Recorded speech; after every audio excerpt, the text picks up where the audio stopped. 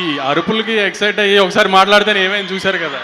ఏమైంది, అంతా మంచిగా జరుగుతుంది మనకి. ఈ స్పీచ్లు అచ్చరాలేదు మేడం, వద్దు.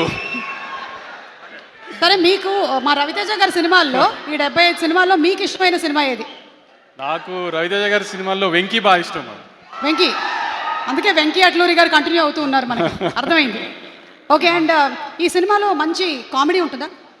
ఒక రవితేజ గారి సినిమాలో ఇప్పుడు నేను చెప్పినట్టు వెంకీ కానీ, ఇందాక మీరు చెప్పినట్టు ఒక విక్రమార్కుడు కానీ, లేదంటే కిక్ కానీ, అన్నింటిలోంచి మీరు ఒక రవితేజ గారి సినిమాల్లో మీరు ఏం ఎక్స్పెక్ట్ చేస్తావో వస్తారో థియేటర్కి, ఆ ఎలిమెంట్స్ అన్నీ అయితే ఖచ్చితంగా ఉంటాయి మేడం.